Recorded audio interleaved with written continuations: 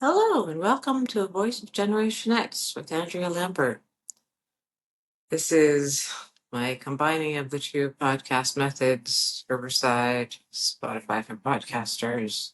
They're trying to merge, and I'm like, well, might as well go with the flow and figure out how to use everything and go with it. So that's what I'm doing. And as for last podcast, that was me and my dear friend Alicia. We thought we were going to start a podcast together, but then I found out that in the wilds of, as she put it, self-appointed computer engineer, which I mean, someone's got to do it, so it's me.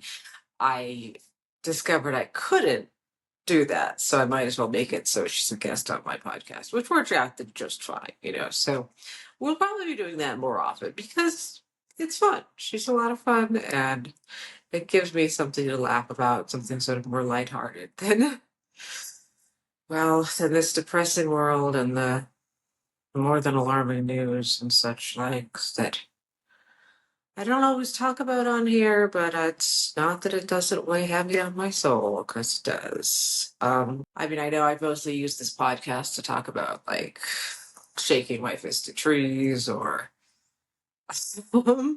how often my cats shit on my rug, because I have 5 cats. They're all darlings. But if they were to all talk at once, it would be kind of a chorus of mewing, meowing, and demands. And I just sit on your lap right now from Betty Illuminati, my most needy and loving cat. And then, like, could you just leave us alone for a little while? I'm the 2 little cat sisters, Lilith and Nancy. But anyway, enough about my cats. Yes, I'm an over 40 cat lady.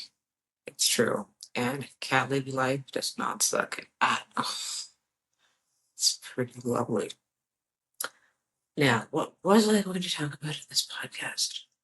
Well, I guess there's just like programming notes, but I think I've already gone through those. And I'm enjoying the new Riverside software. It's cool to be able to do video episodes. I mean, it's like a combination of what I've been doing on TikTok and YouTube kind of blended together. And I was kind of thinking about media forms a lot. I mean, this this got me thinking, like, you're blending the visual and the audiovisual, and then because I grew up in the land before time, I suppose you could say, of the 1900s, 20th century, when all of this was a lot more complicated and was done with very different equipment, which was not usually accessible to, well, college students as I was at the time, or high school students. So now that I have access to the equipment, ooh, I'm thrilled, and ooh, I'm gonna make stuff. But then stuff needs content.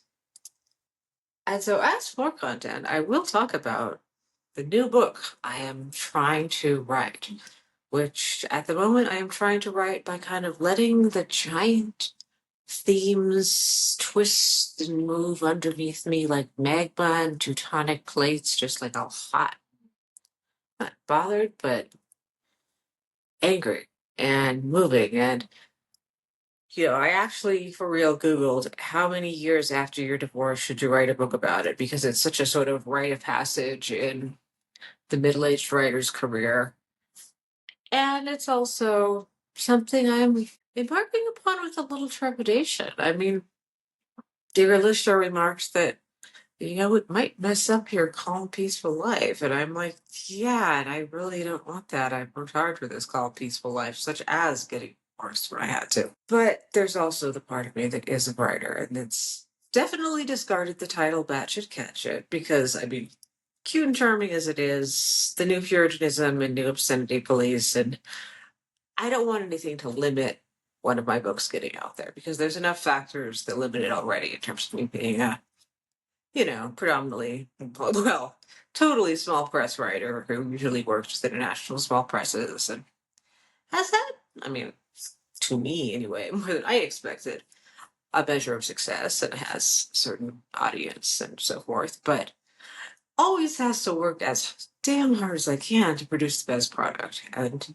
the best book. And so I'm thinking it's kind of like a lesbian spy thriller, but that takes place in one house.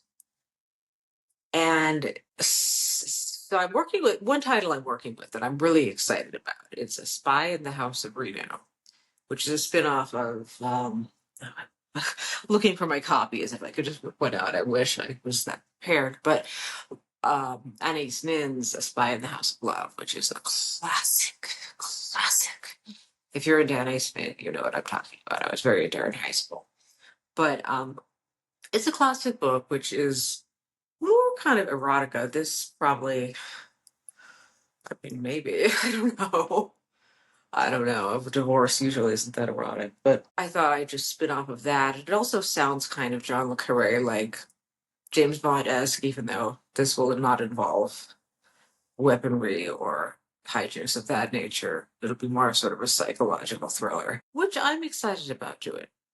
But I'm running into this factor, which is kind of the opposite of imposter syndrome. It's not, I don't belong here as a writer. It's, have I still got it as a writer? Like, because I've written all these other books, which are doing, you know, decently. Some of them are in print, some of them went out of print, some of them come back in print. I mean, my publisher's in India, so I understand they're working very hard, and I just so incredibly thankful for them. Riverside Publishing and Site were doing a wonderful job for me. And anyway, so like this new one, I have sections. What I need is an outline. I'm used to being a pantser, but this is the sort of book that really is more of a plotting book, so I should plot out points. There is, in fact, on Google, how do you write about your divorce? You write down each beat, each section, each moment when you realized each thing leading up to the moment when you had to do that. So I'm both excited and a little anxious because given that COVID, God, it's true about the COVID net generation. Also, I'm 47 and I'm not that young, driven, spring chicken, 17-year-old writer I was once upon a time. So, can I do it? Will I do it? Do I need to do it? Do I just want to do it? I just want to do it. So I'm going to try to. No, please don't freak out, my dear departed former wife. I'm going to change names and all of that and conceal it all and open up for it to be fiction. So it's not like a memoir. It's not going to hopefully cause any trouble for either one of us. So that's about all the preview for the book I haven't written yet, that I'm kind of mentally psyching myself up to write by talking about it. I mean, that's kind of how you do it. You talk it out, see what happens. So, anyway, that's kind of a preview of what I am working on. And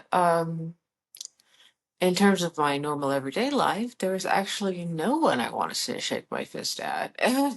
Except for maybe my cat Nevada, who's getting into my files, and I'm like, honey, no, the Social Security papers do not need to be peed on. Don't do that. Seriously, no. Like everything otherwise in my life is pretty good and pretty chill. So that I'm very happy about. So thank you very much for listening to A Voice of Generation X with Andrea Lambert. And I'll see you next time I do this.